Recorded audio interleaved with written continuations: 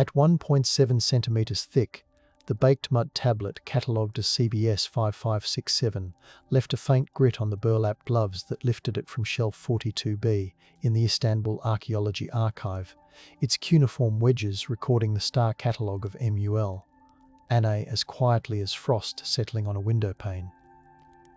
A 32x loop under amber lamplight measured the angles of Jupiter and Mars to the nearest third of a degree, echoing legends of Anunnaki Watchers descending to tutor nightkeepers in celestial order. The clay still smells of river mud and smoked reeds, mineral tang mixed with the musk of 100 years of storage, speaking softly of a priestly job, counting planets for the god's schedule. An infrared thermometer resting nearby read 19.3 degrees C, confirming the precise environment demanded by this fragile task manuscript. Under a humidity gauge hovering at 47.8%, the tablet refuses to crumble, as though the Watcher's directives remain intact. Its surfaces hold both dust and divination, making myth and measurement collide in a single palm-sized world. Do those etched angles confirm a legend or record a task faithfully completed for unseen sky beings who demanded perfect timing? Subscribe for more midnight histories.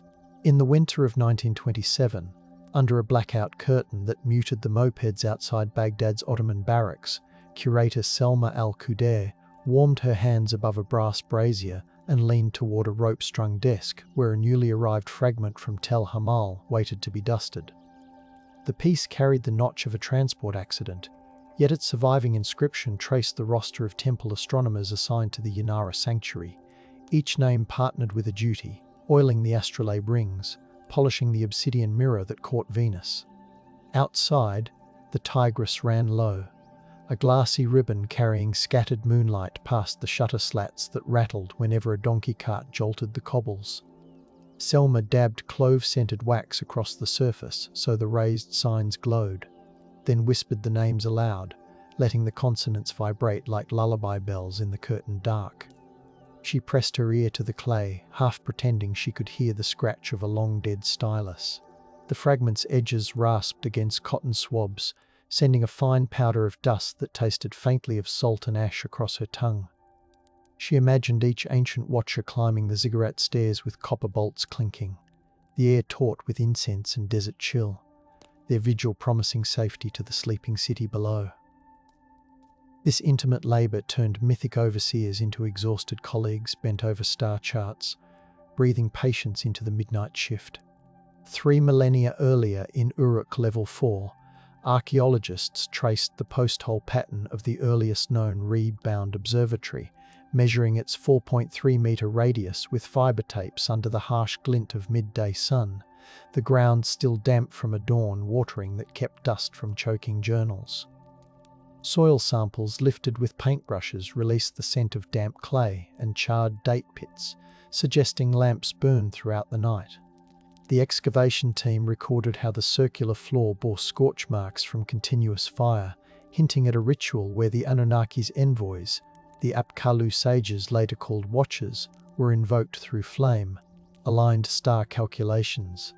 Nearby, a cache of lapis-inlaid beads lay tangled with goat hair, salt still crusting the fibres, perhaps offerings for maintaining cosmic balance. A reed flute fragment lay beside a stone weight, implying music softened the vigil, even as measurements demanded precision. These evidences reveal that the job of the temple astronomer tasted of smoke and copper, proving that mythic sky beings were woven into routine maintenance of calendar and flood warnings. Could a community survive the Euphrates moods without those sleepless custodians aligning celestial rhythms with levee gates? Further north at Tel Hamal, magnetometer sweeps mapped a rectilinear complex with a northern wall, 62 meters long, revealing a sealed chamber whose plaster still retained the faint sheen of gypsum under portable LED beams. Archaeologists noted a drop in temperature to 14 degrees Celsius within the chamber, cool air brushing sweat from their forearms as they lifted bricks with padded trowels. Inside, conservators uncovered clay figurines with wide eyes inlaid with mother of pearl, their palms pressed together over tablets scored with duty rosters for the Ilu Amam. the sky beings expected to audit human diligence every new moon. Residual pollen analysis identified juniper and sweet flag, suggesting scent trails meant to attract divine scrutiny, as scribes recited flood warnings recorded in precise Akkadian. A bronze bell fragment lay nearby, its tones still chiming faintly when brushed, as if the watcher's schedule vibrated in the metal memory. Farmers listening on the other side of the door heard low chanting and the drip of cooling plaster, believing their livelihoods balanced on that recitation. The sand remembers. Instruments hum in low patience, the hollow weights with moonlit dust held still. At Nippur's scribal quarter, stratigraphic trench 8 yielded a column of tablet debris fused by an ancient roof collapse, each layer separated by fine silt that smelled faintly of crushed reeds when moistened for lifting. Conservators spritzed distilled water from glass bottles, the droplets beading on clay like dew on thatch.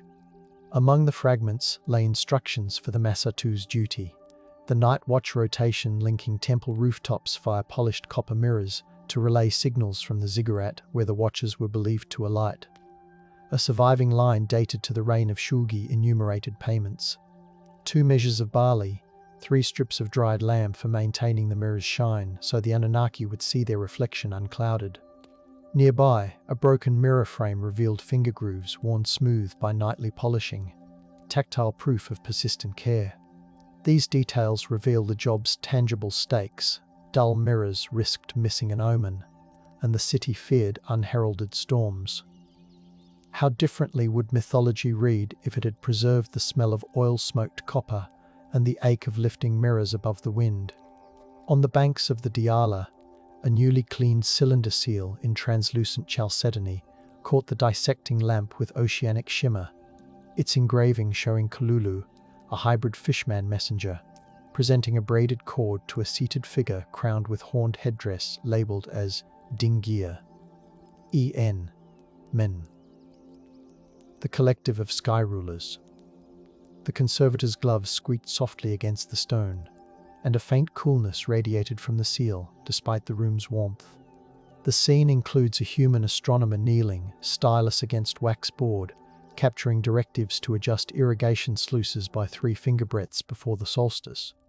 Residual pigment trapped in the engravings tasted metallic on the tongue, likely from crushed azurite, reinforcing that the ritual encompassed touch, taste, and the sonic click of stone against clay. A faint groove across the astronomer's sleeve suggests repeated use of the seal as an administrative stamp, stamping accountability into wet clay. In this miniature theatre, the watchers assign practical orders nested inside luminous ore, suggesting that their supposed divinity cloaked bureaucratic precision which kept canals from choking. Isn't reverence easier to maintain when survival depends on the same beings you name as stars? In the ruined courts of the Iker temple complex, archaeoseismologists traced hairline fractures across the altar threshold, measuring displacement of 4.6 centimeters produced by an earthquake catalogued in a tablet now housed in the British Museum. They ran fingertips along the fissures, feeling the grit loosen like sugar crystals. That quake, dated to 1830 BCE, corresponded with a ceremonial reinvention. Priests introduced bronze gongs tuned to a low C, resonating through limestone so the faithful heard vibrations even behind woven partitions.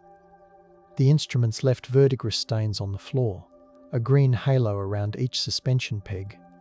The liturgy invoked the watchers to steady the trembling earth, blending tremor data with sonic therapy.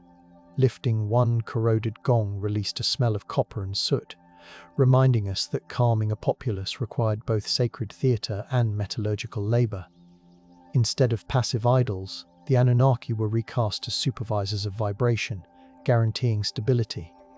Might the quake's memory have faded without the bronze workers who recast acoustic reassurance into myth?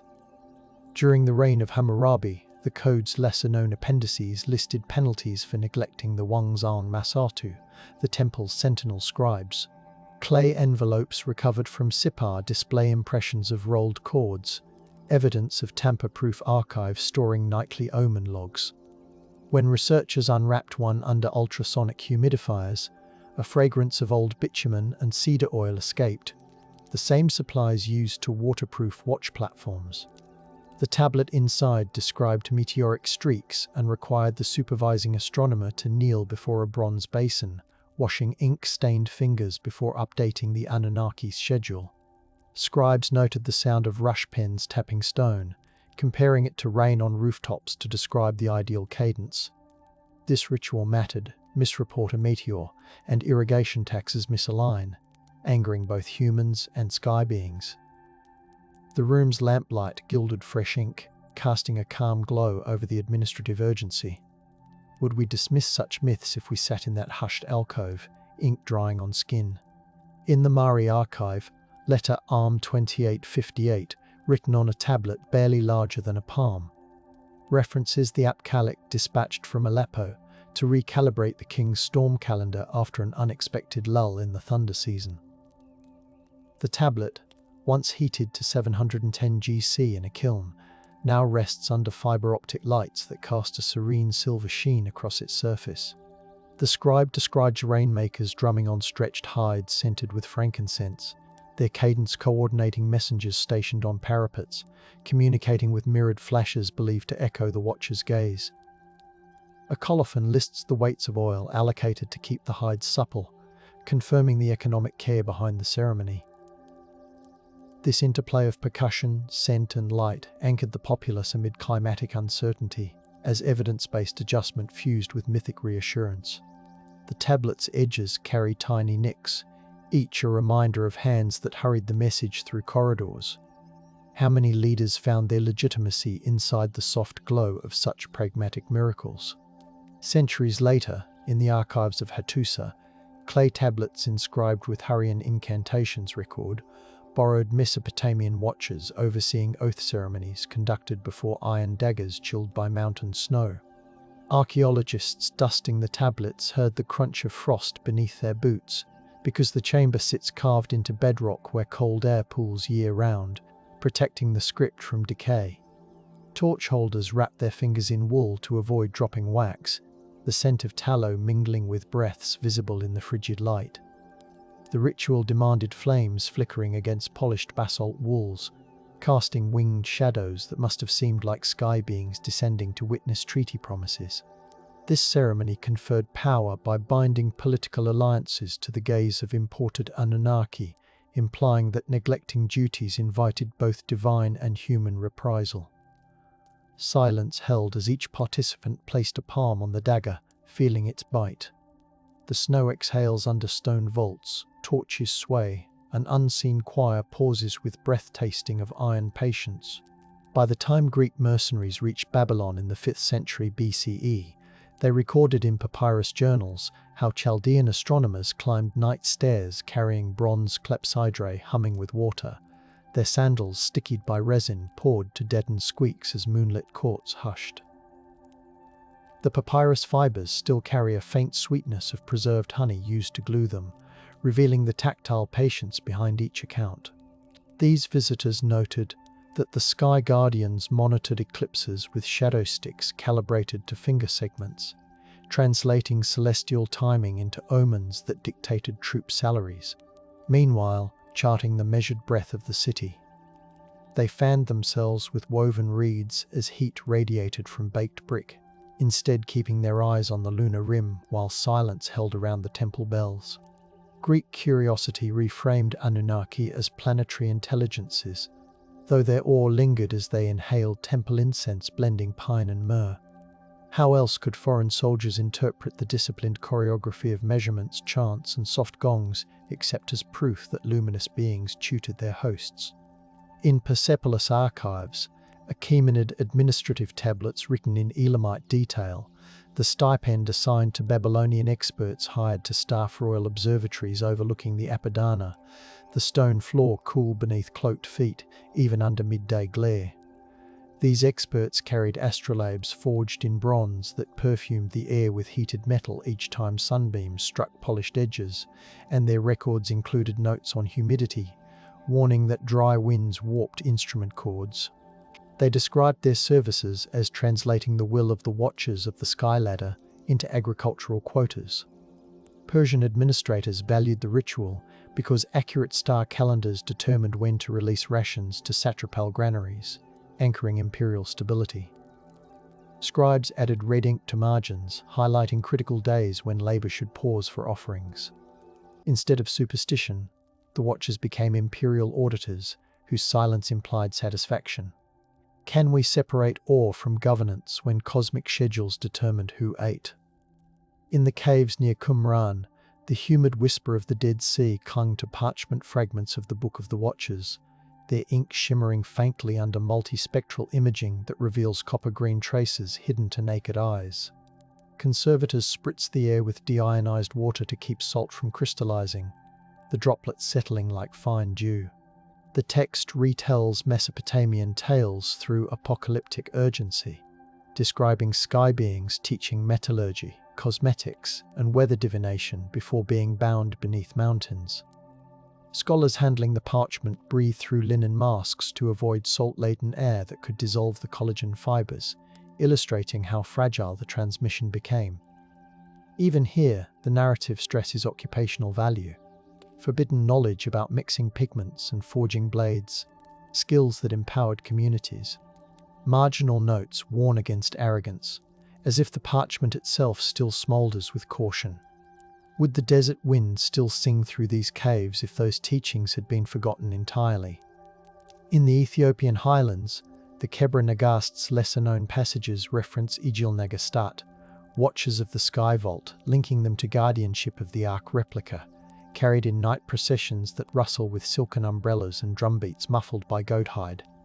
Manuscripts on parchment dyed with berry juice record priests, dipping white-robed sleeves into incense burners heavy with frankincense, their nostrils stung by resinous smoke as they chant about angelic beings guiding royal lineage. The call and response echoes against basalt walls damp with mist, then spills into fields where farmers listen for the signal to begin planting after Sirius rises. Here the Anunnaki motif softens into guardian angels, yet the ritual keeps practical cadence. Drums mark tempo for irrigation prayers. Children taste honeyed injera prepared for the vigil, associating sweetness with stellar timing. The valley exhales, bells murmur. A blue dusk settles with the taste of frankincense lingering against stone lips. In 9th century Baghdad, translators at the Beit al-Hikmah copied the astronomical treatise of Sindhind onto parchment that smelled of saffron and lamp smoke, cataloguing star positions inherited from Babylonian records. Al-Kindi's circle described the ancient Watchers not as winged giants, but as perfected intellects whose teachings about eclipse cycles fortified agricultural prognostication. Apprentices rinsed reed pens in bowls of rosewater, the droplets catching lamplight before falling onto tile. By grinding lapis into ink, they visually tethered the script to night skies, creating a sensory bridge between data and devotion. The workrooms hummed with the scrape of pen over burnished paper, and mathematicians tested star tables with brass armillary spheres that reflected candlelight like captive comets. Marginal glosses linked particular stars to irrigation sluice operations, anchoring philosophy in canal management. This scholarship repurposed myth into orderly practice, yet the reverence lingers beneath each equation. Could the caliph's granaries have thrived without this calm stewardship of celestial rhythms? In 12th century Toledo, Gerard of Cremona leaned over Arabic manuscripts translated into Latin, the vellum warm beneath his fingertips from the nearby brazier that kept damp at bay. He annotated marginalia about custodes coelis, mapping them onto Christian angelology, yet preserving the procedural detail of nightly vigils, such as timing psalms to align with the pre-dawn heliacal rising of Jupiter. Candlemakers downstairs poured tallow, the sweet fat scent drifting upward while scribes mouthed vowels softly to keep rhythm. The scriptorium rang with muted hammering from metalworkers forging astrolabes in adjoining rooms, blending iron scent with the honeyed wax of taper candles. By transporting these instructions northward, Gerard empowered cathedral schools to regulate liturgical calendars and agricultural fairs. His quill paused whenever gusts rattled stained glass panes, reminding him how fragile translation could feel. Silence held as the translator marked a cross beside crucial lines, hearing only the quill's hush across vellum. The parchment warms, embers pulse. The night listens for a bell carried by patient hands on chilled stone. In Mongol-ruled Tabriz, Rashid al-Din compiled the Jamis al-Tawarik and described Chaldean starkeepers teaching ill-cannied astrologers to schedule royal hunts by lunar momentum, the parchment saturated with pomegranate dye that perfumed each folio. Court astronomers recorded the crunch of snow under hooves as they tested predictions, linking mythic watchers to real supply chains that fed armies with dried lamb and fermented mare's milk. Miniature paintings depict luminous figures hovering above astronomers, yet their hands grip sextants, anchors of practicality. A side note calculates how many torches to prepare for night marches, showing logistics woven into legend. These narratives reveal a rediscovery cycle, conquerors adopting conquered wisdom, ensuring survival in new climates. How else could riders navigate the steppes' silent frost without trusting the scribes who whispered of Anunnaki guardians? In Florence, Marsilio Ficino's translation of Hermetic texts cited superiores custodes guiding planetary harmony, echoing Babylonian lore preserved through Arabic commentaries. His studio smelled of time smouldering in bronze censers meant to purify the mind, while lute strings vibrated softly against plaster walls glowing with candlelight. Ficino advised patrons to align civic rituals with planetary hours, arguing that this restored the Watchers' benevolent oversight and strengthened the Republic's fortunes.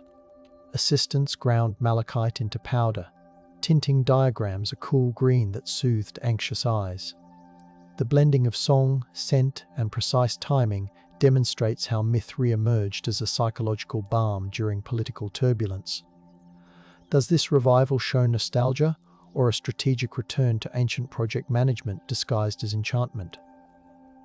In 1602, Jesuit astronomer Matteo Ricci carried Babylonian-derived eclipse charts to Beijing, the silk wrappers crackling in the dry winter air as he presented them to scholars of the Ming court.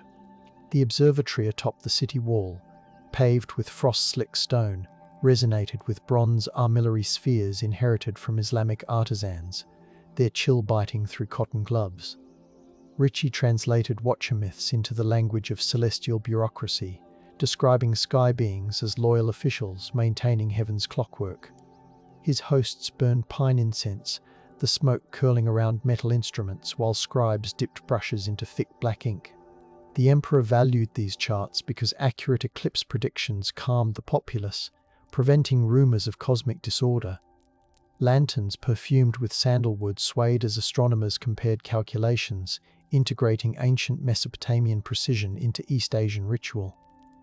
Can we call it superstition when the stakes were social harmony and imperial legitimacy? In 1691, in the archives of the Royal Society, Edmund Halley examined antiquarian reports from Nineveh, the parchment smelling faintly of mildew from a Thames flood. He noted the correlation between watcher stories and precession calculations, scribbling margins with chalk-dusted fingers as pneumatic pumps hissed nearby during atmospheric experiments. A coal fire crackled, releasing sulfur tang that mixed with wax. Halley proposed that the ancients encoded astronomical cycles in angelic narratives, but his peers dismissed the idea as fanciful, suppressing publication in official proceedings. The rejection muffled a bridge between myth and science, leaving the clay tablets boxed in linen that clung to damp chill. Yet the idea lingered like pipe smoke curling under the ceiling, waiting for rediscovery. Could the boundary between legend and observation have blurred earlier if Halley's note had circulated? In 1820, Ottoman engineer Hüseyin Rifat oversaw repairs on the towering minaret built over ancient Babylonian foundations, feeling the grit of centuries as he removed bricks that once formed a ziggurat stair. Sweat soaked his collar, despite the morning breeze carrying cumin and dust from market stalls. Amid the rubble, he found a limestone plaque etched with winged figures and instructions for aligning shadow-casting rods at noon, the letters still sharp despite the heat. The plaque, rubbed with olive oil to coax clarity, smelled of sun-baked stone and kitchen spice. Hussein documented the find in a notebook that rustled like leaves, yet the imperial office filed it away, wary of inflaming local legends about sky beings reclaiming the tower. Suppression grew from fear of unrest, silencing a practical manual for maintaining timekeeping infrastructure. What knowledge sleeps when authority fears illumination? In 1849, Austin Henry Layard dug through the mound of Kuyunjik, the air vibrating with locust buzz and pickaxes striking compacted clay. Workers chewed dates, their sweetness cutting the metallic taste of sweat, as they hauled baskets toward shaded trenches. Under a canvas awning smelling of tar and camel sweat, Layard lifted a giant relief showing winged genies flanking the tree of life, their hands holding buckets of pollinated resin. The carving's detail, the crisp folds of garments, the textured feathers, confirmed that these watchers presided over agricultural fertility, sprinkling sacred water across orchards. Layard's team sketched by lamplight, their charcoal smudging from sweaty palms, entranced by the tactile message that divine beings managed irrigation schedules. Yet the British Museum displayed the relief as exotic art, downplaying its manual of agrarian stewardship to avoid challenging theological narratives back home. The tent flutters, charcoal dust rises, the twilight holds a breath tasting of coppery earth and unasked questions. In 1857, Henry Rawlinson, Jules Oppert, and Edward Hincks convened to cross-validate the decipherment of Akkadian cuneiform.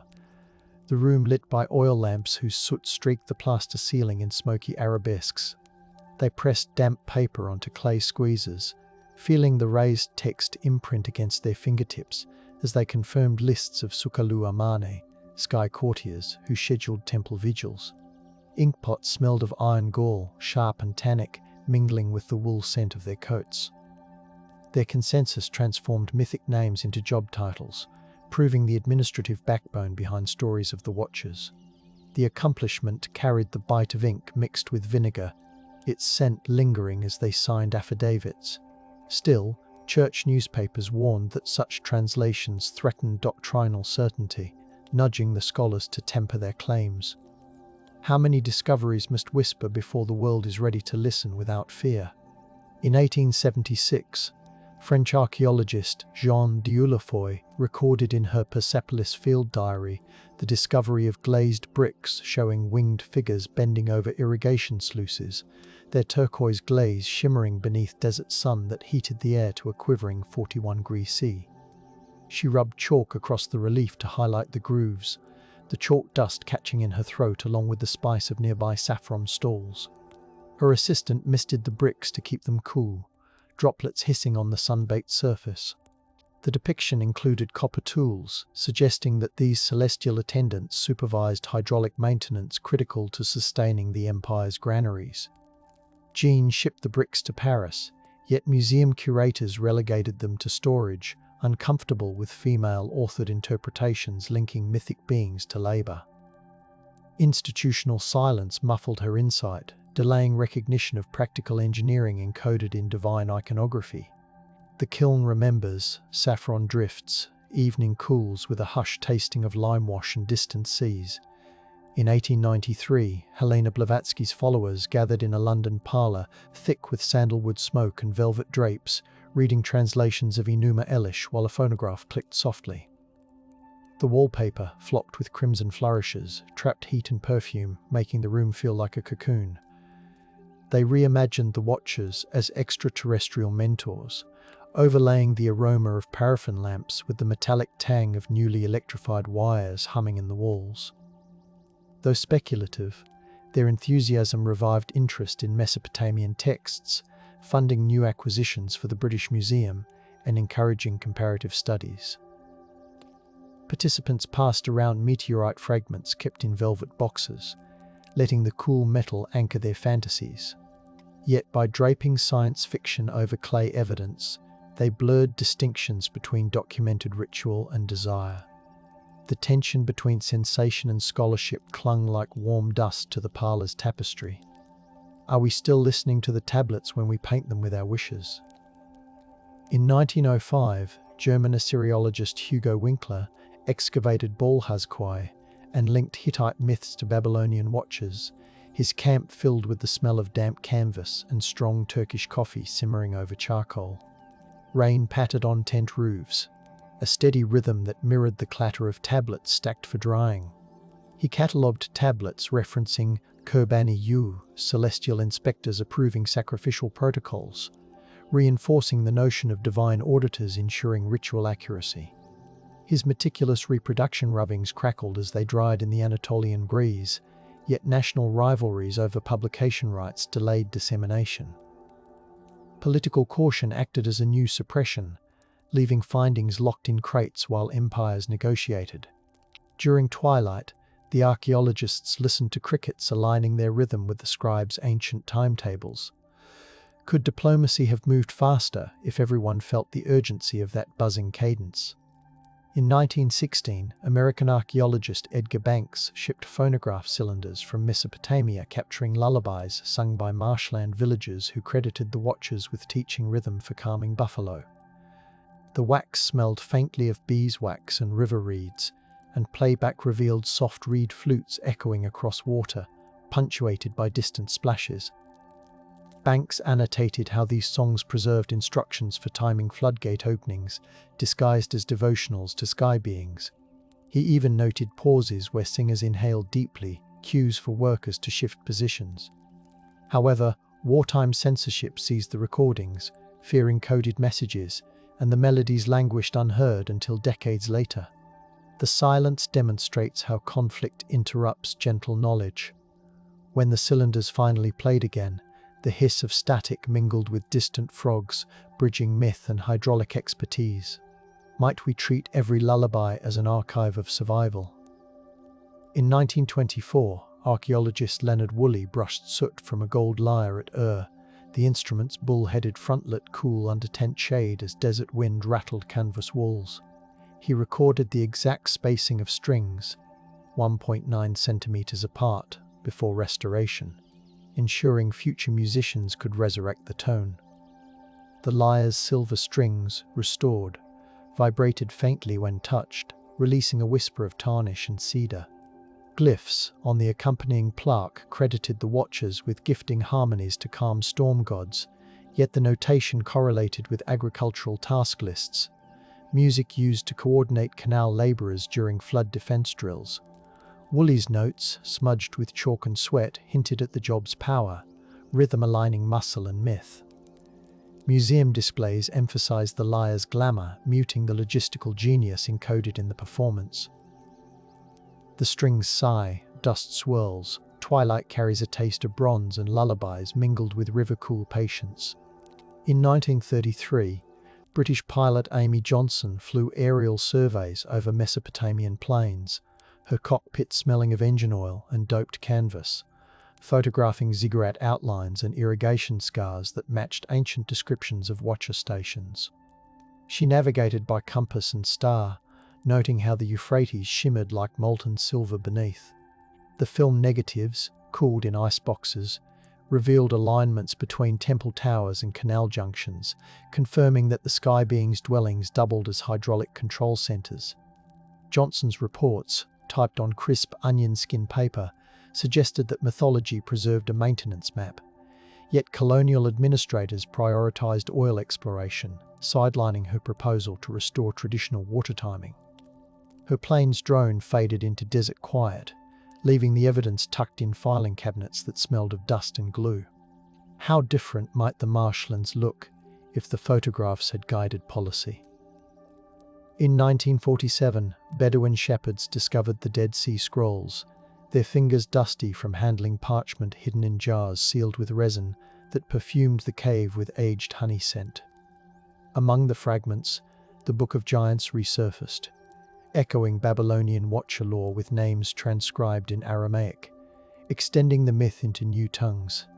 Scholars used darkroom trays filled with chemical baths smelling of vinegar to coax the text onto photographic plates, pairing fragile evidence with meticulous care. The limestone walls felt cool against their backs as they hunched over makeshift desks. The rediscovery reinforced the idea that sky beings taught craftsmanship, now reframed as warnings against unbridled knowledge. Does the cave's echo still carry the heartbeat of those who first sealed the jars? In 1952, Iraqi archaeologist Taha Bakir supervised the reconstruction of the Ishtar Gate, The glazed bricks rinsed with diluted vinegar to revive their lapis sheen, the water running cold across workers' arms under June heat. He noted how parade reliefs of winged spirits aligned with processional routes timed by astronomical markers, reinforcing the Watchers' role as guardians of civic order. Workers hammered copper dowels into place, the clang ringing against brick like distant thunder. Bakir's reports emphasized the engineering precision, yet political turmoil shortly after led to archives being locked away, research paused out of caution. The gate's lions gleamed even in shadow, reminding onlookers that myth resided inside brick and mortar. Could the city's memory have healed faster if these findings had been celebrated widely?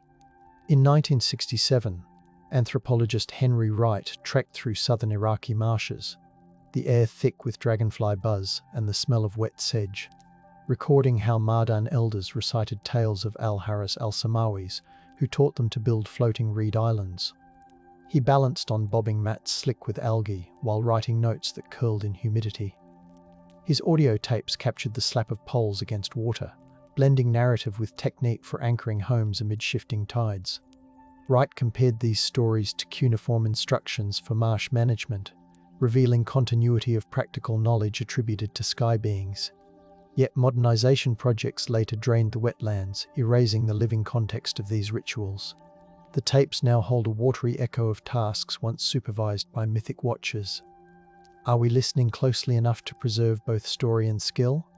In 1974, French engineer André Parrot used ground-penetrating radar at Mari, the device emitting low beeps as it mapped subterranean chambers lined with bitumen that still glistened when exposed.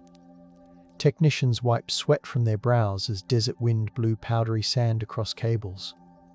The readings confirmed a network of observation rooms connected by voice tubes, enabling priests to whisper omen results to each other during storms while staying dry in clay-lined corridors.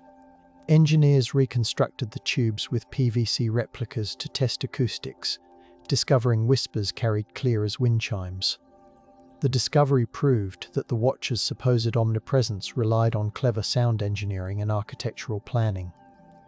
Parrot's report smelled of blueprint ink and desert sweat, but funding cuts stalled further excavation. Silence filled the corridors once more, though the radar echoes remained archived on magnetic tape. What new harmonies could we uncover if we let machines listen longer? In 1983, Assyriologist Erika Reiner deciphered the Mule, Apen Star Compendium's lesser columns, seated in a Chicago office where winter radiators clanged and the air tasted of paper dust and coffee. Snow smeared against the window pane, diffusing streetlight into a milky glow above her desk. She traced instructions for temple technicians to adjust gnomons using wet leather straps that contracted in cold, a tactile method to maintain accuracy when the Watcher's schedule dictated court ceremonies. Her findings illuminated the intimate labor of drying straps by firelight, the scent of singed hide mingling with ink. Institutional emphasis on more sensational artifacts meant the study circulated quietly, a rediscovery whispered among specialists. The radiator sighs, snow hushes, lamplight gathers with a patience tasting of burnt leather and early dawn. In 1992, geneticist Ciro Hyedal analysed human remains from royal Sumerian tombs, extracting mitochondrial DNA in a lab humming with refrigeration units and smelling of ethanol. Fluorescent lights cast a cool glare on bone fragments cushioned in foam.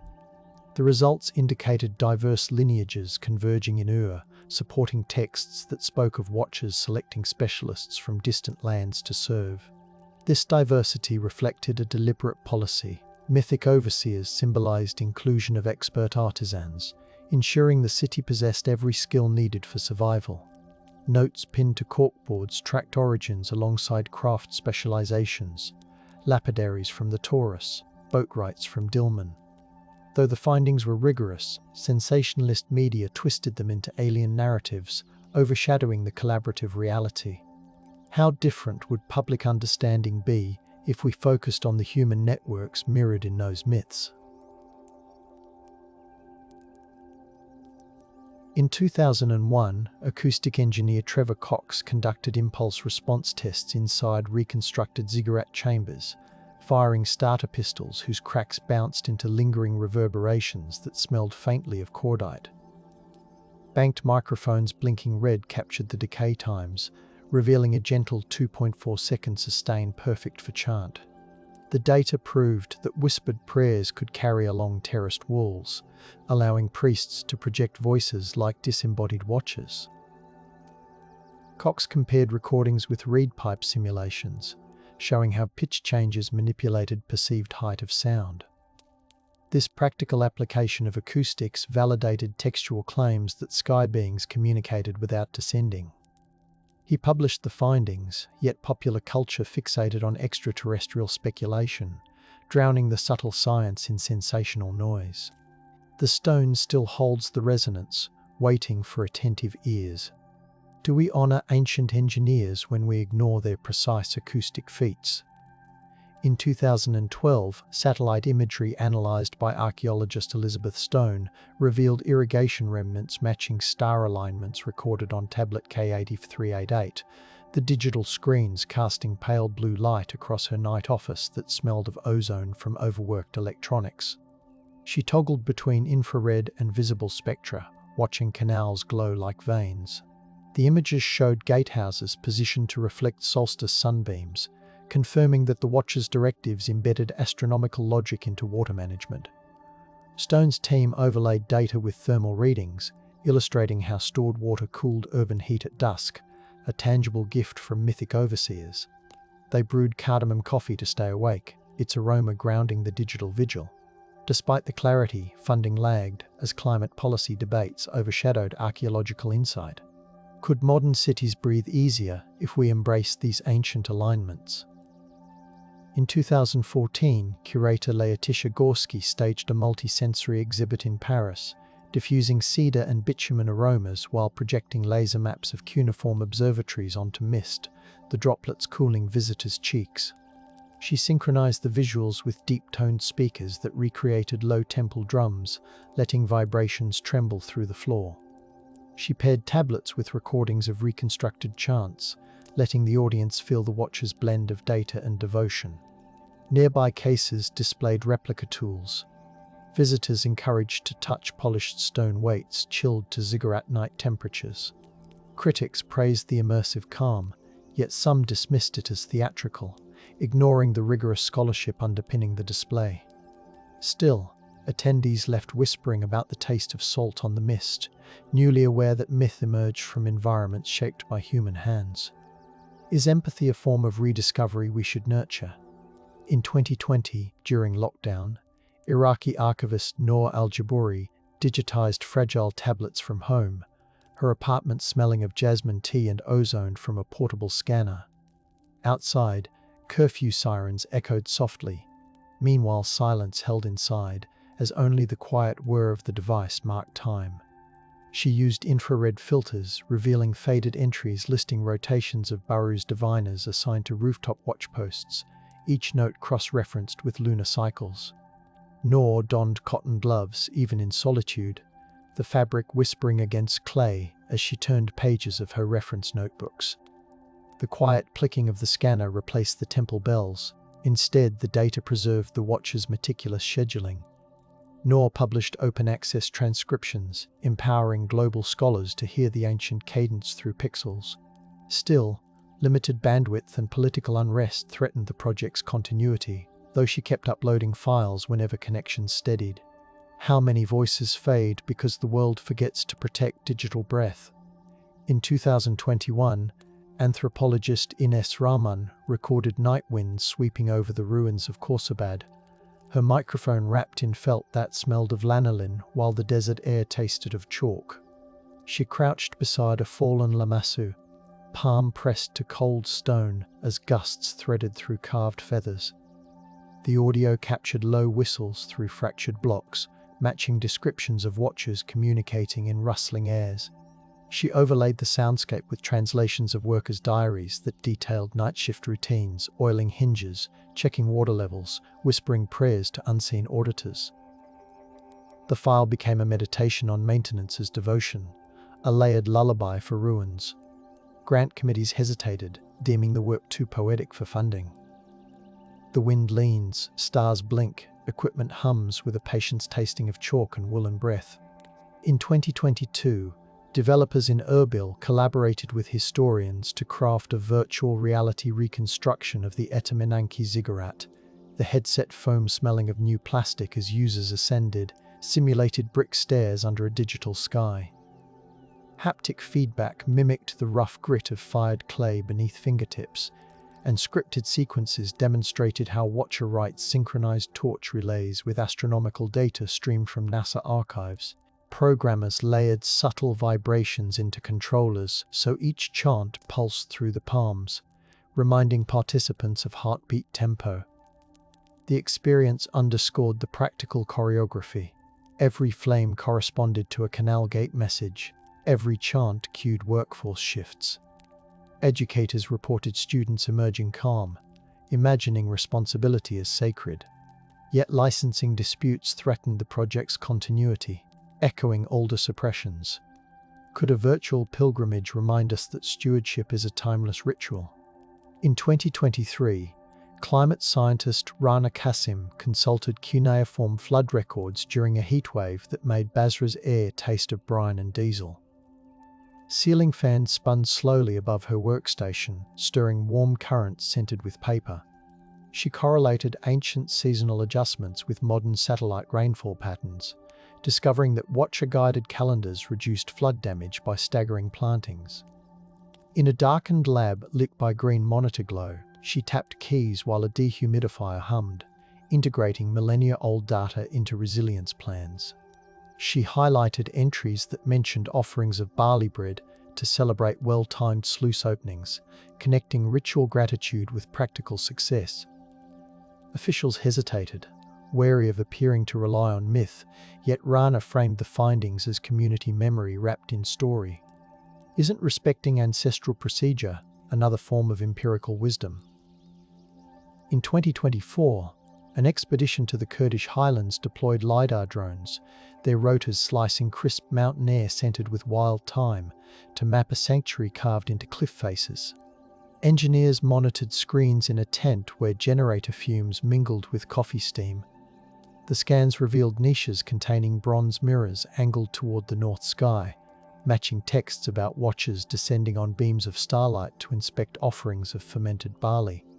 Researchers found residue analyses indicating the brew's cooling effect on fever, showing how ritual gifts served medical need. They recorded the hollow clang when wind brushed the mirrors, a ghostly chime echoing against limestone.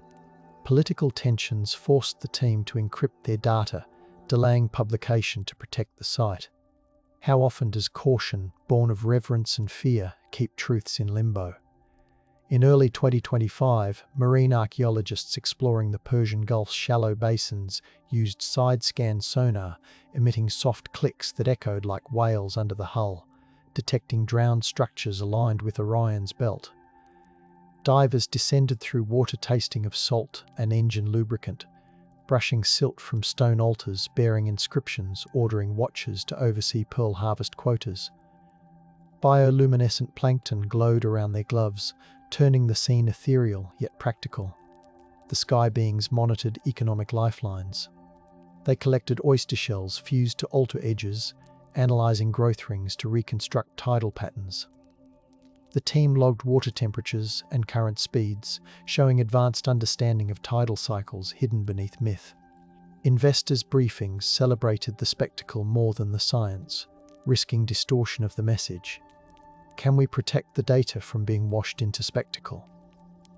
In a quiet lab in Berlin that same year, conservator Lael Demir rehydrated a tablet with controlled humidity, the air smelling of distilled water and linen.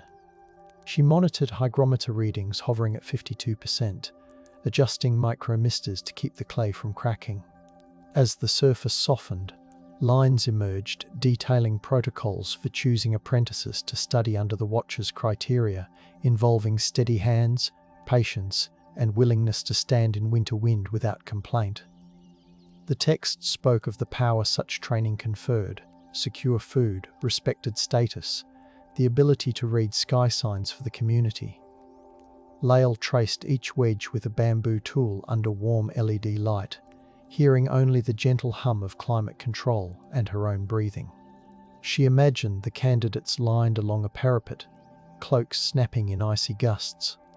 Shouldn't mentorship itself be considered a sacred technology? In the desert outside Uruk, night volunteers now tend a community observatory built from mud brick, their breath-clouding winter air that smells of straw and distant river. They align low-cost telescopes with star charts inked from copies of MUL. Apen, teaching children how ancient watchers balanced ore with irrigation schedules. Thermosis click open, pouring cinnamon tea that steams into the dark, and tiny solar heaters warm cold toes. The telescope's metal chills fingers, yet quilts stitched with constellation patterns hang over shoulders. Local elders share stories of sky beings as metaphors for responsibility rather than dominion, emphasizing the cadence of tending pumps and gardens. Fireflies blink near solar lanterns, as if echoing old mirror flashes. The horizon hushes, tea steams, constellations drift with patience tasting of cinnamon smoke and river mist.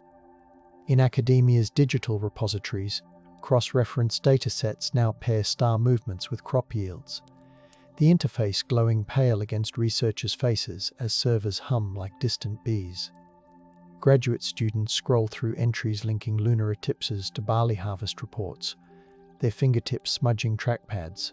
Each record ties to translations mentioning watchers, highlighting how their story encoded logistics, the creak of water wheels, the glint of polished mirrors, the comfort of a chant in darkness.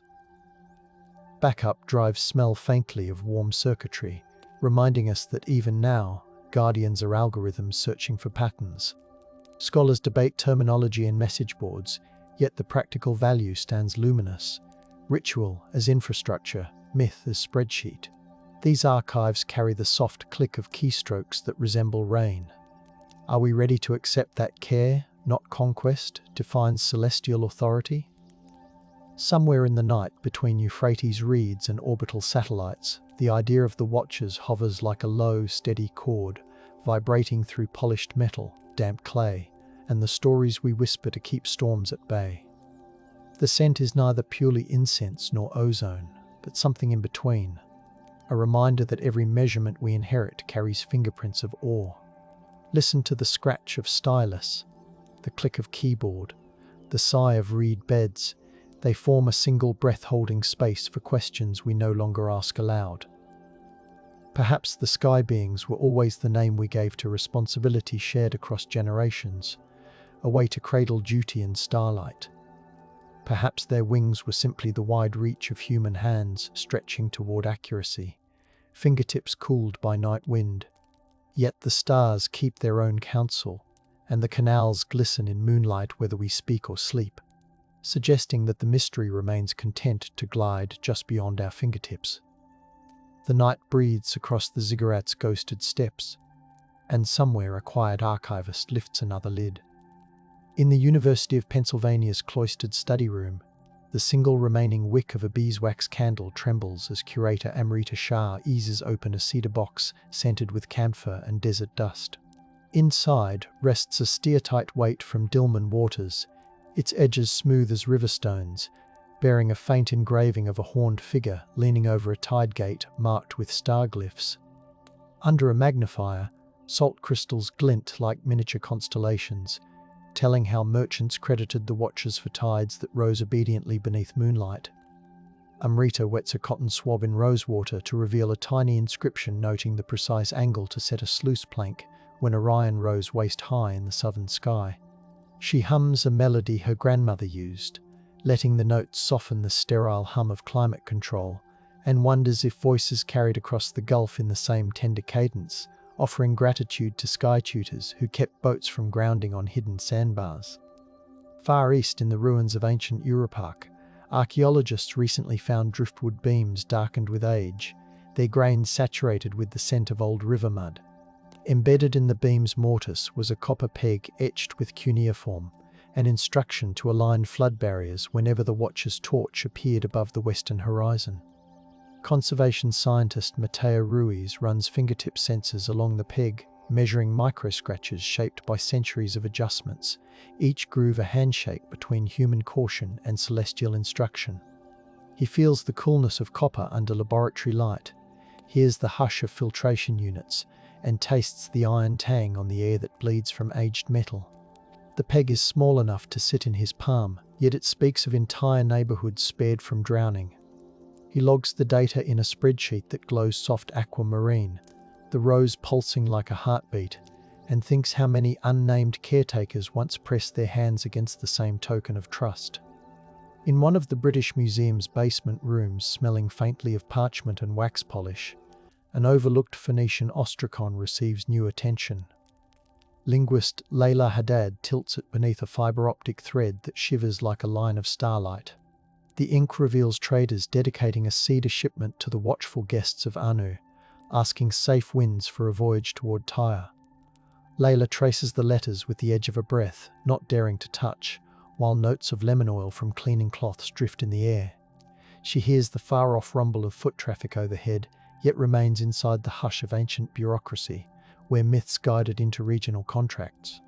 The ostracon's chipped edges smell of chalk and sea spray, a fossilized fragment of dialogue between coastal merchants and the sky beings they believe tallied debts more accurately than any human scribe. On the Maltese island of Gozo, within the Gantesia temple, whose limestone corridors remain cool even under the summer sun, researchers uncovered a terracotta plaque showing winged figures pouring water into terraced basins. Archaeobotanist Sophia Elul kneels in the half-light, the air scented with thyme and crushed shells beneath her knees as she brushes away powdery dust. A nearby sound recorder hums faintly, capturing the muted coo of rock doves echoing through the megalithic halls. The figures' halos are not celestial crowns, but arcs indicating measured angles. Embedded pigments, when sampled, contain traces of crushed lapis that once glowed like twilight.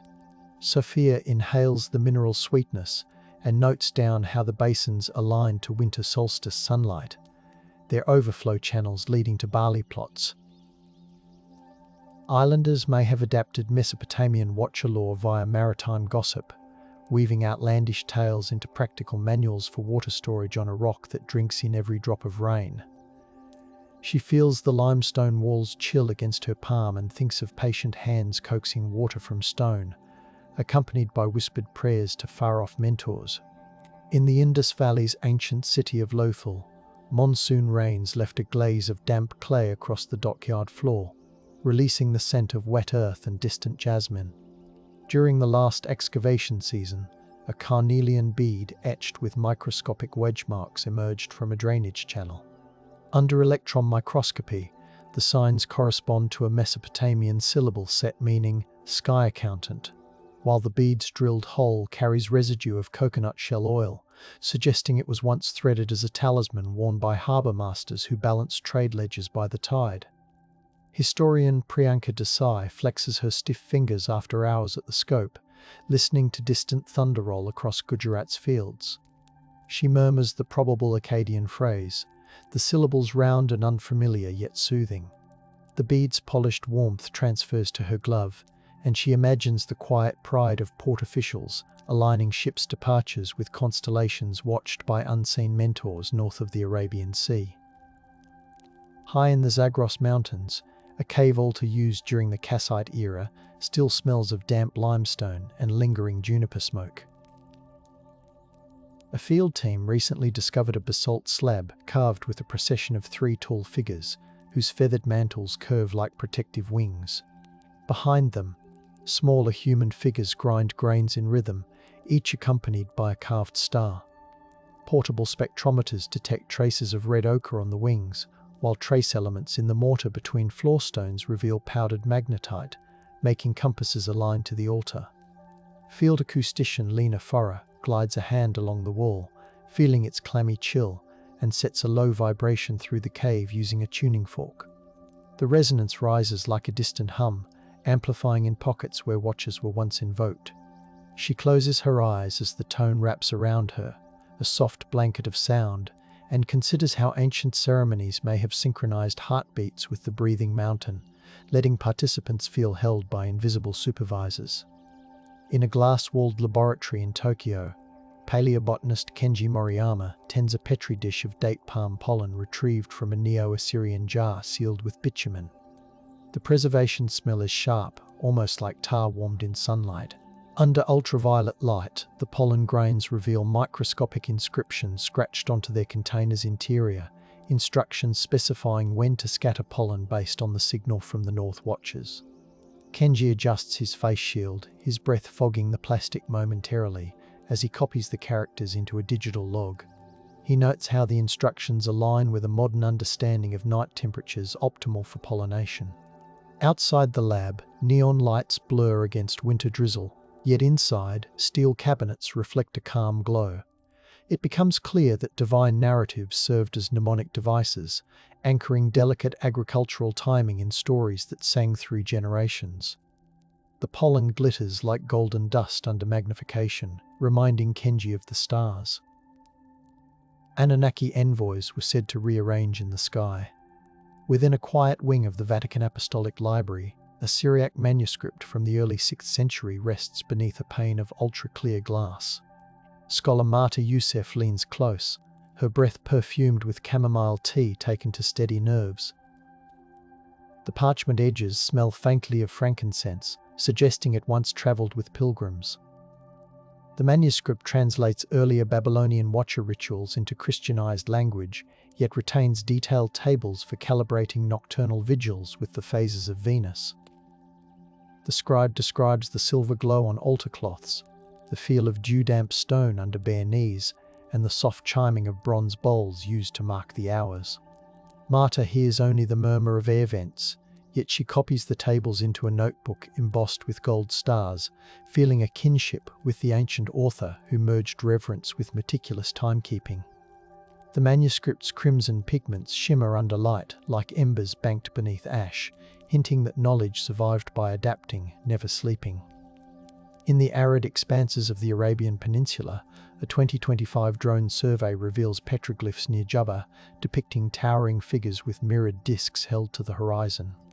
The drone's rotors stir sand that smells sun-baked and ancient, while the pilot monitors the feed in a trailer cooled to a crisp chill by humming generators. Among the carvings, a small inscription in early Aramaic mentions those who watch the skies seem, advising caravan chiefs on when to depart to avoid sandstorms. Geologist Mona Al-Sadiq lifts a 3D printed replicate disc, its surface polished to mimic the original's obsidian sheen, and feels how light bounces in slender beams. She sweeps the disc across the desert evening, watching glimmers dance, imagining signals flashing between distant watchposts. The desert breeze brushes her cheeks like soft wool, carrying dust that tastes faintly of salt. She records a voice memo, the words quiet as a lullaby, noting that myth bridged kilometers of dunes by letting humans pretend they were guided by beings perched beyond the sky's edge. A recent expedition to the Caucasus foothills unearthed a Eurasian bronze bowl hammered thin as a dewdroplet. Inside the bowl, etched lines trace lunar cycles paired with instructions for maintaining mountain terraces. Conservator Galen Petrosyan whispers to the artifact as he cleans it, the Armenian lullaby vibrating in the sterile lab that smells of ethanol and laundered cotton. The etchings compare the Watcher's wings to clouds resting on peaks, instructing farmers to redirect meltwater precisely when those clouds blush pink at dawn. Galen glides a sable brush along the bowl's interior, releasing a soft metallic tang. He feels a gentle weight settle in his chest, respect for unseen caretakers who converted meteorological observation into mythic choreography. The bowl's rim hums when lightly struck, a note lingering in the lab's quiet as though the mountain still speaks through alloy. In the rainforests bordering the Mayan lowlands, a recent find is puzzling epigraphers, a small jade pendant carved with a hybrid of Mesopotamian winged iconography and Maya glyphs referencing visitors from the Eastern Sea who count stars. The pendant rests on a reed mat in a humidity-controlled display case that smells faintly of damp moss. Anthropologist Anna Ikshel adjusts her headphones, listening to recordings of Chekshi's elders recounting tales of luminous strangers who taught canal maintenance before departing on a serpent of light. The pendant's surface is cool, almost slick, like water-polished stone. Anna imagines a transoceanic exchange of ideas, perhaps through wandering traders or shipwreck survivors, where the Watchers became new story keepers in a jungle saturated with cheering insects and lime-scented rain. She writes notes in flowing script, each letter a thread connecting continents, knowing the truth may be layered with legend, but still rooted in shared human need for guidance beneath unpredictable skies. In a subterranean vault beneath Istanbul's Topkapi Palace, a tower of scrolls tied with faded ribbons emits a faint aroma of sandalwood and old silk.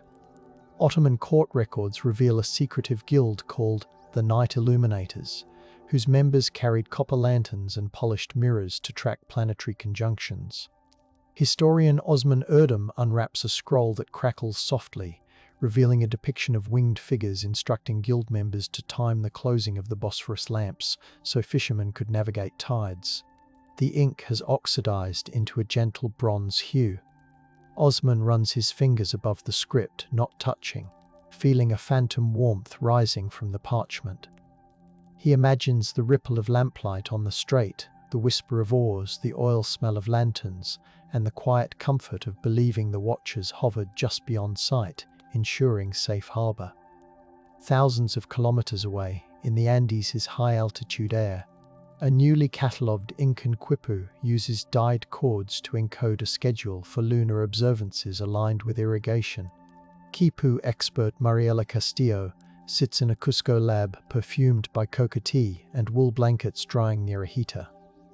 Each knot carries a faint scent of alpaca fiber and smoked chili.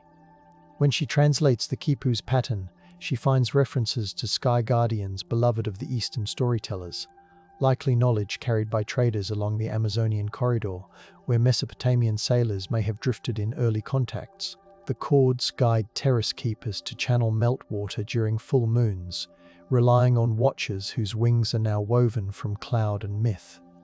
Mariella glides the cords across her palm, the fibers whispering against her skin, and records the pattern into a database that hums with quiet confidence. In a modern desalination plant near Kuwait City, engineer Laith Mansour consults a digital replica of a Babylonian tablet while calibrating intake valves that smell of brine and lubricating oil. The replica, projected onto a fogged glass panel, shows instructions for balancing tidal influx signed by a scribe serving the Watchers. Laith runs his gloved hand through cool mist, feeling droplets bead on synthetic fabric, and smiles softly as he adjusts a control wheel. The old ratios line up with his sensors' readouts, bridging thousands of years through shared mathematics. He keeps the replica open, letting its cuneiform glow cobalt in the dim control room, a talisman for nights when the hum of turbines becomes a lullaby. He wonders if the Watchers would recognize their methods living inside desalination algorithms, and the thought steadies him like a hand on his shoulder. On the floor of a museum in Mexico City, an interactive display gently exhales cool air smelling of eucalyptus, while showing children how Mesopotamian star maps compare with Aztec tonalamatl calendars. Educator Lucia Reyes guides them with a soft voice, describing Watchers as librarians of the sky who once stood atop step pyramids far away. She plays a recording of a reconstructed Mesopotamian frame drum, its low pulse resonating through the hall, blending with whispering visitors. The children's eyes reflect the blue glow of projected constellations, their small fingers tracing lines between stars, discovering that myths cross oceans on vessels of curiosity. Lucia watches a girl close her eyes, sway gently to the beat, and she sees the ancient story settling softly into a new heart. In a granite-walled chamber beneath Nubian sands, archaeologists uncovered a scarab-sealed jar containing dried lotus petals. The petals, still fragrant with a faint sweet aroma, surrounded a papyrus scroll offering thanks to the Watchers for teaching the rhythm of annual Nile pulses. Egyptologist Abdu El Sayed carefully rehydrates the papyrus with steam that curls like mist, revealing hieratic script describing ceremonies where priests chant along terrace walls to coordinate sluice gates. The text mentions the coolness of water splashing ankles, the sound of frogs joining the chorus, and the silvery light of Sothis rising, a familiar star to Mesopotamian observers. Abdu copies the lines, hearing only his own breathing and the distant hum of desert wind filtered through the excavation tent. He imagines farmers smiling softly as water obeyed their pleas, the aroma of freshly wet soil lifting into the night like gratitude. In a quiet farmhouse in rural Brittany, an old trunk yields a 17th century sailor's logbook smelling of sea salt and aged leather. The sailor describes docking in Aleppo and receiving a charm depicting a winged being holding a net. The charm, he writes in neat French script, was said to represent les veilleurs du ciel, guardians who taught fishermen to read moon-silvered ripples. Historian Claudine Marchand turns the charm over in her palm. It is cool, with tiny grooves that catch the lamplight. Outside, rain taps softly on slate roof tiles, and the hearth crackles. She can almost taste the salted cod simmering in the adjacent kitchen, mingling with smoke. The charm's story may seem fanciful, yet the sailor noted lunar phases alongside his catch. Claudine copies the data into a new spreadsheet, linking Breton fishing practices to whispers from the Euphrates. Somewhere in the Sierra Nevada's foothills, archivist Henry Wallace catalogues letters from gold rush miners who adopted Watcher nights to plan irrigation for hillside farms. The letters smell of pipe smoke and river mud, stored in a cedar chest. They recount how a visiting scholar from San Francisco read out translations of tablets, inspiring miners to watch the stars for irrigation cues. Henry smooths a letter dated 1854, the ink faded to soft brown. The writer describes the cool breeze off the river, the taste of pine sap on calloused fingers, and the comfort of believing Anunnaki eyes gleamed above the rugged canyon. The letters map water releases to star risings, showing myth wedded to survival in a new frontier. Henry leans back, listens to the whisper of his own breath in the archival room, and smiles at the continuity. Within a futuristic greenhouse in Doha, botanist Reem Khoury cultivates salt-tolerant barley using irrigation algorithms modelled on Sumerian canal logs. The greenhouse air is humid and warm, tinged with the aroma of wet earth and citrusy fertilizers. LED grow lights cast a magenta glow, turning the barley leaves into shimmering blades. Reem runs her hands through the crop, feeling cool moisture against her skin, then checks a wall-mounted display showing the phases of the moon alongside pump schedules labelled Watcher Mode. She built the interface to honour the ancient supervisors, letting the term whisper through modern code. Outside, desert night wraps the city in stillness, yet inside, the barley sways gently to the hum of circulation fans. She sips mint tea, inhales its sharp sweetness, and thinks of the long chain of guardians who kept bread on tables by listening to stars. In a candlelit room in Fez, Morocco, calligrapher Nabil Idrissi copies a medieval astrolabe treatise onto parchment scented with almond oil. The treatise references Anu's luminous envoys guiding Andalusian astronomers during drought years. Nabil's reed pen glides, the ink releasing a faint metallic note. Through the open window, night jasmine perfumes the air, and distant drums from a wedding celebration pulse softly. The script curves like flowing water, each line a meditation. He pauses to sprinkle gold dust across a diagram, watching it glitter as if starlight settled into ink. The treatise reminds readers to align canals with moonrise, blending myth with Islamic hydraulic wisdom. Nabil smiles, satisfied that the Watchers have found a home in his alphabet, humming an old hymn while the ink dries. At a research station near Lake Chad, climatologist Aminata Dombia compares modern satellite rainfall maps, smelling faintly of plastic and ozone, to digitized cuneiform logs. She hears the soft whir of servers and the rhythm of her own typing.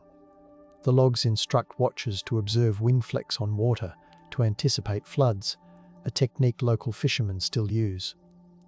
Aminata steps outside, feels warm, humid air wrap around her like a blanket, and watches ripples shimmer under moonlight. She records their pattern, her tablet emitting a pale glow. The line between ancient observation and modern climate science dissolves like sugar in tea. She wonders if the Anunnaki were simply ancestral scientists immortalized so communities would trust their guidance. Inside, the data grid pulses green, each square a note in a soothing, endless lullaby of preparedness. In the Museum of the Future in Dubai, a serene gallery diffuses oud and sandalwood, while holographic watchers stride among viewers, gently narrating irrigation schedules and astronomical trivia. The floor vibrates subtly, simulating the rumble of ancient drums. Visitors recline on cushioned platforms and feel cool air drift down like night wind across the Euphrates. The holograms explain how polished gypsum mirrors once flashed signals between towers. Teenagers lift their wrists to feel a faint buzz when imaginary beams pass through their palms.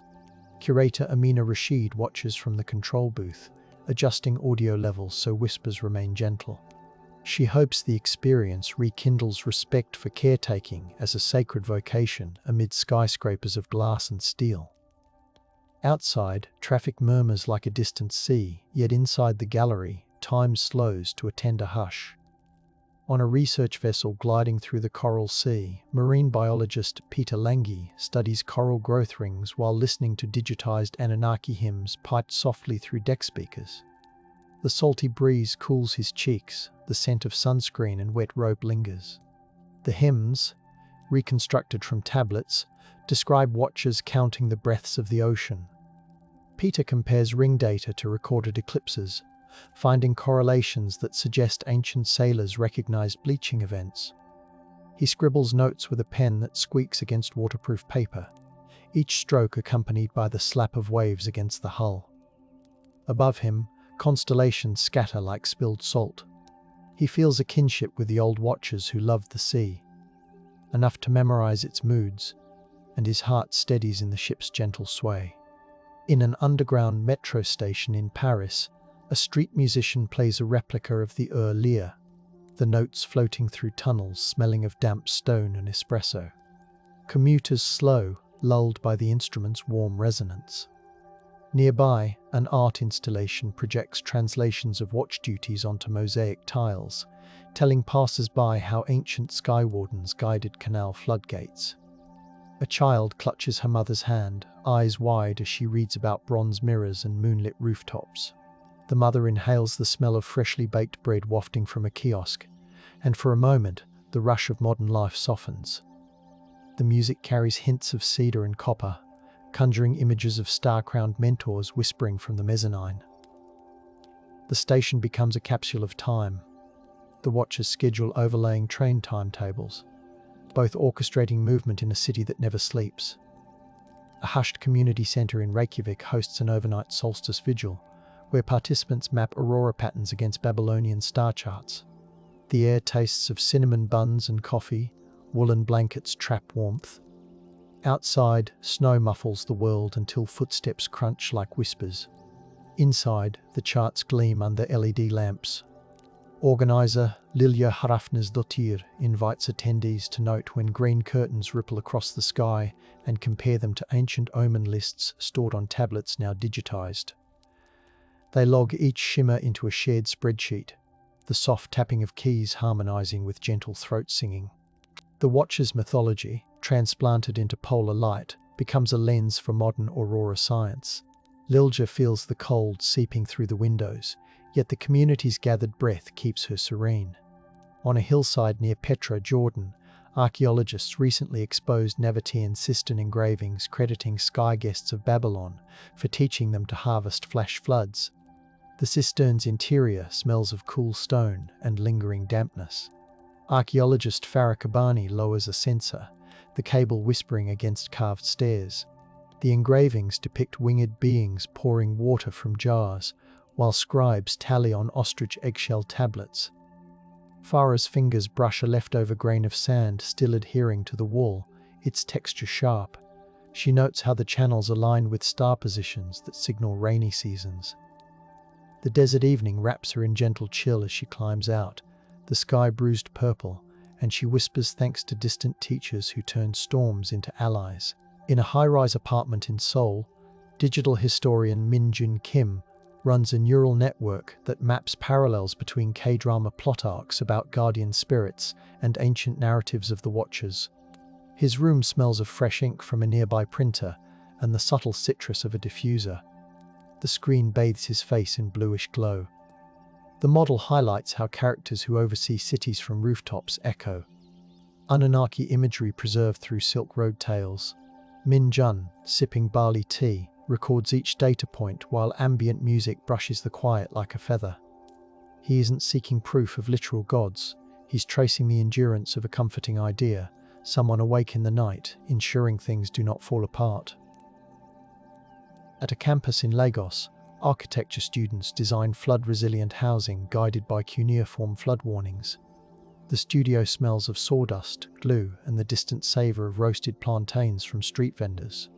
Professor Ifeoma Okafor projects tablet translations onto a whiteboard, the glyphs shimmering.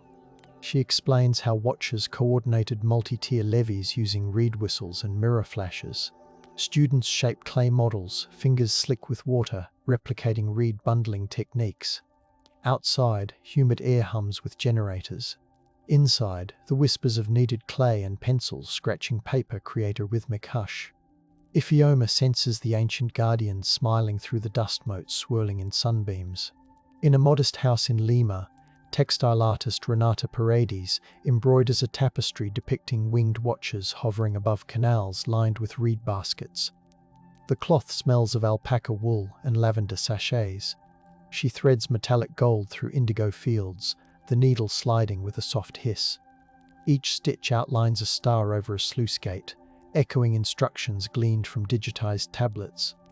A cat dozes nearby, its fur warm against her ankle. Renata hums a lullaby her grandmother used, mapping myth onto thread. The tapestry will hang in a public library, a quiet reminder that irrigation patterns can be as beautiful as constellations. The fabric drapes across her lap like a gentle tide. In the Australian outback, an Anangu elder named Carla sits beside a fire scented with eucalyptus smoke, telling researchers how ancestral beings taught stargazing techniques to gauge creek flows. She recalls a story of visitors from the West who carried mirrors. Anthropologist Max Jensen listens, recording the tale beneath a sky so clear the Milky Way looks like spilled milk. The fire crackles, spraying ember sparks that rise like escaping stars. Max shares interpretations of Anunnaki myths, and Carla nods slowly, weaving her words with his. The night expands, filled with insect chirps, and the Watchers become part of a shared tapestry of caretaking, stretching from Mesopotamia to Dreamtime. In a solar-powered archive in Nairobi, librarian Wanjiru Kamau curates a digital exhibition titled Guardians of the Night, Data from Distant Past. The room smells of clean plastic and tea masala. She scans a 19th century Swahili poem referencing winged beings who taught sailors to read star compass points. She overlays the poem with NOAA current charts, showing accuracy that startles her. The monitors emit soft white light, while outside the window, the city's heartbeat pulses in muffled car horns. Wanjiru adjusts her headset, listening to ocean waves recorded on Lamu, and arranges the exhibition interface so visitors can glide seamlessly between poetry, chart, and tablet. She whispers to herself that data, like myth, is a kind of lullaby, structured, rhythmic, reassuring. In a Berlin biotech lab, the team analyzes clay DNA from an ancient tablet, discovering spores from medicinal herbs described as gifts from the Watchers. The lab smells sterile, punctuated by hints of isopropyl alcohol. Researcher Hannah Vogt peers into a microscope, noting the spore's delicate structures illuminated by a cool LED. The accompanying text instructs healers to plant the herbs under specific stars to ensure potency. Hannah, wearing soft nitrile gloves, flips through digital references confirming that these nights coincide with dew-heavy conditions ideal for germination. She plays a binaural beat track to stay calm, letting the gentle throbbing mimic ancient drums. The threads connecting myth and microbiology weave quietly, resilient under scrutiny. In the Appalachian Mountains, folklorist Jonah Banks sits in a porch rocker that creaks like a contented sigh. Fireflies wink in humid air scented with honeysuckle. He interviews an elder who recounts how her ancestors, Scotch-Irish settlers, adopted tales of watcher angels from travelling peddlers carrying Mesopotamian storybooks. They used the tales to set times for burning brush to protect crops. Jonah records the story on a vintage tape deck that whirs softly. The elder's voice, gentle as creek water over stones, describes night fires reflecting in polished tin plates to signal neighbours. Jonah notes the parallels to mirror flashes on that distant plain and feels the watcher's presence slip into the mountains, soft as mist. In a Seattle tech startup, a team of programmers designs an AI named Mass.Sippar, Sippar.tu, coded to monitor infrastructure sensors. Their office smells of coffee, solder, and fresh paint. Lead engineer Alana Patel sets the AI's interface to display a gentle star field, nodding to the ancient watchers. Mass.Sippar. W cross-references rainfall data with reservoir gates, alerting human supervisors when adjustments are needed. The interface emits a soft chime reminiscent of distant bells. Alana leans back in her chair, hears the hum of servers, and smiles at the continuity between clay tablets and predictive algorithms. They are all the same promise: someone stays awake so others may sleep. On the slopes of Mount Nemrut at dawn, tourists wrap themselves in blankets against the chill that smells of cold stone and time. Guides speak in hushed tones about statues of winged beings aligned with star risings described in cuneiform sources. As the sun eases over the horizon, the stone faces glow honey gold. One visitor, historian Selin Kaya, holds an infrared thermometer out of habit, noting the temperature shift that ancient watchers may have sensed through bare skin. She bites into a piece of dried apricot, tasting sunshine stored in fruit, and reflects on how the mountain's silence amplifies the message: observation is devotion. In a Kentucky cavern, hydrologists map subterranean rivers using sonar pulses that reverberate like distant thunder. The air smells of damp limestone and ancestral chill. A newly found inscription on the cavern wall, likely carved by a Civil War-era traveller, references Shinar Watchers advising when to open cave gates to release stored water. Hydrologist Deja Brooks runs her fingers across the carved letters, feeling the roughness under flashlight glow. The sonar equipment emits soft clicks. The cavern answers with echoes. Deja records the inscription, linking it to an oral tradition among local farmers who still consult stars before diverting springs.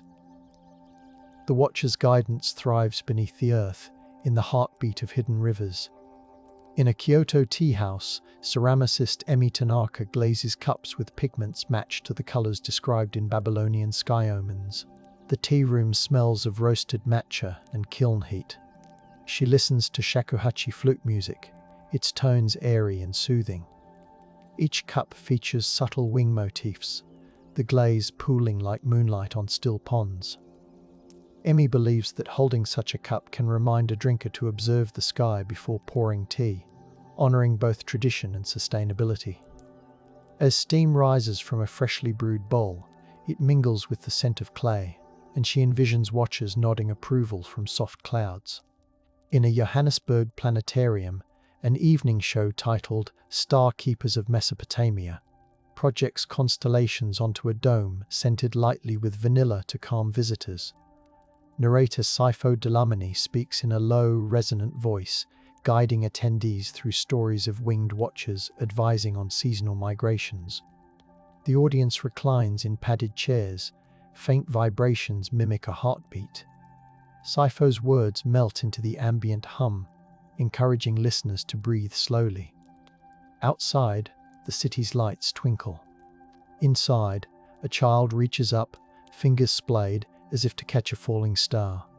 For an hour, the watchers keep vigil in a hemisphere of gentle darkness. On the shores of Lake Baikal, a Russian researcher named Galina Orlova studies wooden prayer plaques left by Buryat fishermen. The plaques smell of pine sap and incense. One plaque depicts a winged being offering a mirror to a fisherman, with annotations referencing star alignments taught by travelers from the west. Galena dips a quill into ink, transcribing the notes while the lake's breeze brushes her cheek with icy fingers. Waves lap softly, a constant hush. She feels the watcher's story settling into the water's memory, carried on ripples and reflected in night skies as ancient as time. At a rooftop garden in New York City, urban farmers adjust hydroponic flows based on lunar data shared in an online forum called Anunnaki Commons. The garden smells of basil, damp soil, and city rain. Organizer Miguel Torres logs water pH under string lights that glow warm gold. He plays a playlist of reconstructed Mesopotamian lullabies, letting the notes wrap around seedlings. The group maintains polished steel panels to reflect moonlight onto sensors, a nod to ancient mirror signaling. Ambulance sirens murmuring below blend with soft conversation. The Watcher's myth becomes a practical communal ritual, linking skyscraper dwellers to river plains in the hush of twilight. At a remote Arctic research station, light snow squeaks under boots. Paleolithic artifacts indicate migratory communities sang to winged north guides when aligning sled trails by stars. Anthropologist Erica Smith listens to Inuit elders describe similar songs. The station smells of diesel heaters and dried fish. Erica holds a reconstructed antler batten etched with tiny star maps, its surface cold and smooth. The elders' voices roll like gentle surf, recounting how light dances across ice when watchers approve. Erica presses record on her device, capturing the cadence for future study. Outside, aurora flickers, and she senses a gentle presence in the shimmering sky.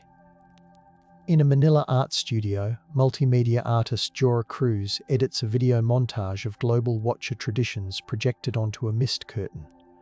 The room smells of acrylic paint and rain-damp concrete. She overlays a soft, heartbeat-like pulse composed from ancient drum rhythms. The projection shows farmers, coders, canal diggers, all in quiet communion with stars. Viewers walk through the mist, feeling cool droplets kiss their skin. Jora's cat curls on a windowsill, purring. She titles the piece, Stewards of the Upper Chamber, sending it to a virtual exhibit. The Watcher's story becomes a collective lullaby, whispered across pixels. In a Moscow observatory, astrophysicist Pavel Lebedev compares gravitational wave charts to cuneiform predictions of celestial tremors. The observatory smells of old books and cold metal. He sips black tea, its warmth spreading through his chest, and marks correlations where ancient watchers recorded stars singing. The data points line up with surprising accuracy. Pavel smiles softly, the glow of monitors reflecting in his glasses. He murmurs a quiet thank you to those who watched before him, acknowledging that even in the realm of black holes and space-time, the gentle guardians hum in the background. In a Namibian desert camp, ethnobotanist Thandi Jacobs catalogues herbal remedies attributed to skykeepers introduced via ancient caravan routes. The campfire crackles, releasing a scent of acacia wood and sage. Stars explode across a sky so clear it feels close enough to touch. Thandi labels each specimen by lamplight, the paper warm beneath her fingers. She listens to elders speak of winged figures leaving patterns in sand to mark planting seasons. The sand beneath her mat retains the day's heat, pressing comfort into her spine. She writes that myth is the memory palace of practicality, shimmering in moonlit dunes. In Buenos Aires, archivist Carlos Medina digitizes a tango from the 1920s that references guardian angels of Shinar. The vinyl smells of old paper and aged shellac. When the needle touches the groove, a soft crackle warms the air, followed by a languid melody. The lyrics compare longing lovers to watchers navigating constellations. Carlos adjusts his headphones, eyes closed, letting the rhythm cradle him. He tags the track with keywords linking it to Mesopotamian lore, ensuring future listeners can trace the lineage. Outside, rain taps against windows, a percussive lull. The melody fades, but the watcher's embrace lingers in the slow sway of memory. In Jerusalem's Old City, a hidden courtyard garden smells of jasmine and damp stone. Scholar Yael Ben-Ami uncovers a Crusader-era note tucked in the mortar of a cistern wool, thanking the Watchers from Babel for teaching how to direct runoff. The parchment crinkles under her gentle touch. Candlelight casts soft shadows across the courtyard, flickering like wings. She copies the note, feeling gratitude ripple through centuries, and imagines knights in chainmail listening to artisans from far lands explaining water flow by starlight. The cistern's water shimmers in torch glow, reflecting the watchful gaze of a sky full of patient stars.